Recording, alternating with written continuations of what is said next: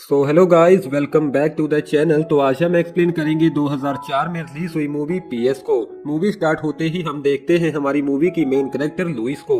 Louis एक 39 years old beautiful women है जो कि कोलंबिया यूनिवर्सिटी ऑफ आर्ट्स के एडमिशन ऑफिस में काम करती है। अगले सीन में हम लुइस को उसके एक्स हस्बैंड पीटर के साथ देखते हैं। दरअसल काफी साल पहले उन दोनों का डाइवोर्स हो चुका है, लेकिन वो अभी भी एक दूसरे के काफी अच्छे दोस्त हैं। अगले दिन ऑफिस में बोर होने के बाद लुइस अपनी दोस्त मिसी को फोन करती है। मिसी लुइस को बताती है कि उसका रिच हस्बैंड मार्क्यूस उसे इग्नोर करने लगा है और अब वो किसी और के साथ एक सीक्रेट अफेयर चलाने के बारे में सोच रही है। वो साथ ही लुइस से ये भी कहती है कि मैं तुम्हारी तरह नहीं हूँ। ये सुनने के बाद लुइस काफी अकेलापन महसूस करने लगती है। तभी उसे ऑफिस में एक एडमिशन लेटर मिलता है जिसके ऊपर लिखा था एप्सकोड। दरअसल लुइस हाई स्कूल में एक लड़के को बहुत पसंद करती थी और उसका नाम भी एप्सकोड था, लेकिन 20 साल पहले एक एक्सीडेंट में उसकी मौत हो गई। अब लुइस उस लेटर को ओपन करने के बाद उस लड़की एप्सकोड को फोन करती है और उसे कहती है कि मैं कोलंबिया आर्ट्स यूनिवर्सिटी के एडमिशन ऑफिस से बात कर रही हूँ। साथ ही वो एप्सकोड से ये भी पूछती है क्या तुम अपने लेटर में अपनी स्लाइड्स डालना भूल गए थे। एप्सकोड के हाँ कहने पर लुइस उसे कहती है कि मंडे को मैं तुम्हारा इंटरव्यू लेने वाली हूँ, तो तुम अपनी स्लाइड्स को भी अपने साथ ले आना। दरअसल ये इंटरव्यू तो एक बहाना है, असल में तो लुइस एप्सकोड से मिलना चाहती थी। इन सब के बाद लुइस अपनी मॉम से मिलने उनके घर चली जाती है, जहाँ पर वो स्कूल वाले एप्सकोड के दिए हुए गिफ्ट्स को देखती है। यहाँ पर लुइस अपने भाई सैमी से भी मिलती है, लेकिन वो अपने भाई को बिल्कुल भी पसंद नहीं करती थी।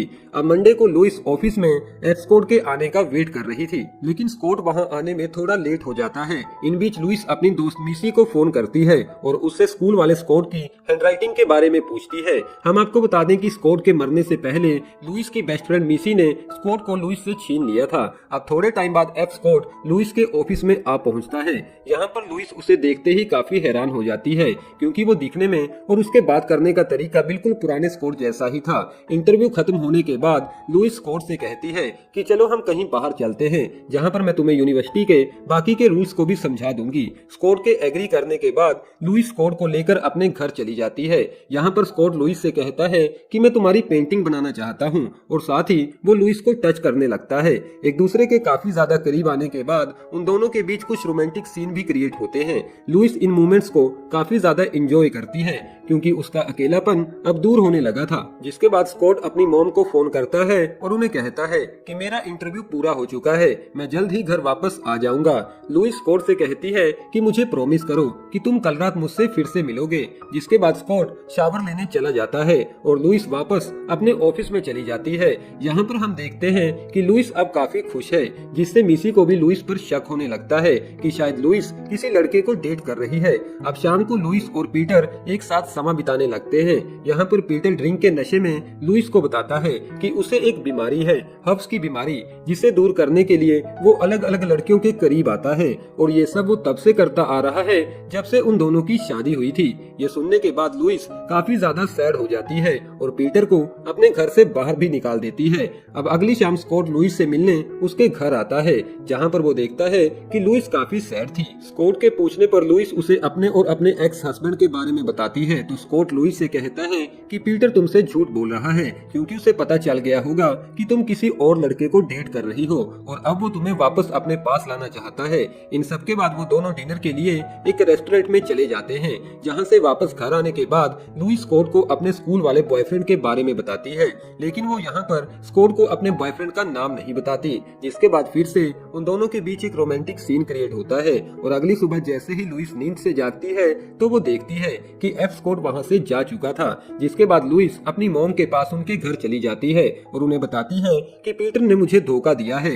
लुइस इसके बारे में अपने भाई सैमी से भी बात करती है, क्योंकि वो पीटर का काफी अच्छा दोस्त है। लेकिन यहाँ पर सैमी लुइस से कहता है कि मैं इन सब में तुम्हारी मदद नहीं कर सकता, तुम्हें खुद ही इस मैटर को हैंडल करना होगा। जिसके बाद लुइस उस होटल रूम में चली जाती है जहाँ पर मिसी रुकी हुई थी। यहाँ पर मिसी लुइस से कहती है कि तुमने मुझे उसके बारे में क्यों नहीं बताया, मेरा मतलब एप्सकोड के बारे में। लुइस कहती है हाँ, लेकिन वो एप्सकोड नहीं है।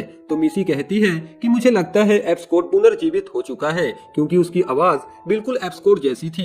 लुइस के पूछने पर मिसी बताती है कि जब मैंने तुम्हारे घर पर फोन किया तो वो फोन एप्सकोड ने उठाया था, जहाँ पर मेरी पहली बार स्कॉट से बात हुई। एक पल के लिए तो मुझे ऐसा लगा कि शायद स्कॉट दोबारा जिंदा हो चुका है। मिसी साथ ही लुइस को ये भी बताती है कि मैं एप्सकोड कोड से मिल भी चुकी हूँ और वो तुम्हारे बारे में काफी सवाल पूछ रहा था। लुइस मिसी से पूछती है कि कहीं तुमने उसे स्कूल वाले एप्स कोड के बारे में तो कुछ नहीं बताया।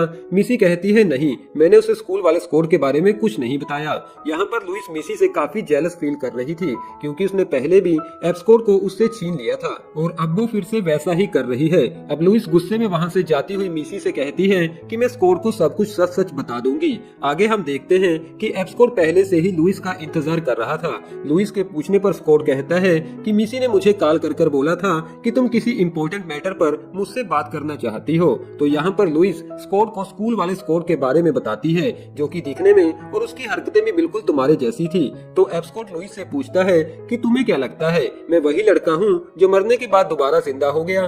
तो यहाँ पर लुइस एप्सकोड पर काफी ज्यादा गुस्सा हो जाती है, जिसके बाद एप्सकोड वहाँ से चला जाता है। वापस घर आने के बाद लुइस देखती है कि पीटर घर पर उसका इंतजार कर रहा था। यहाँ पर पीटर लुइस को बताता है कि मैंने उस दिन जो कुछ भी बोला था वो सब कुछ झूठ बोला था ताकि मैं तुम्हें अपने पास ला सकूं। अगली सुबह स्कॉट लुइस के घर आता है जहाँ पर वो पीटर को देखता है और लुइस पर गुस्सा होने लगता है। पीटर को कुछ समझ नहीं आ रहा था तो लुइस पीटर को वहाँ से जाने के लिए बोलती है, जिसके बाद स्कॉट लुइस से कहता है कि मैं तो तुम्हारी वजह से पूरी रात सो नहीं पाया और तुम यहाँ पर आराम से अपने एक्स हस्बैंड के साथ एंजॉय कर रही हो।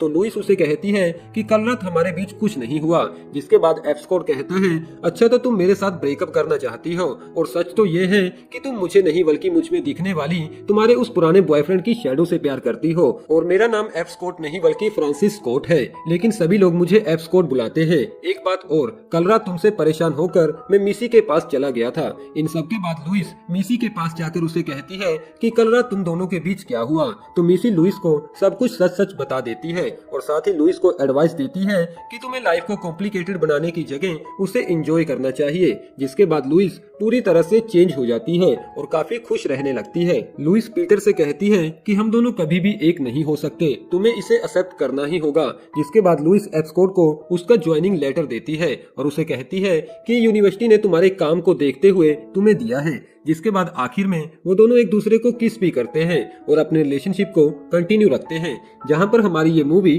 खत्म हो जाती है।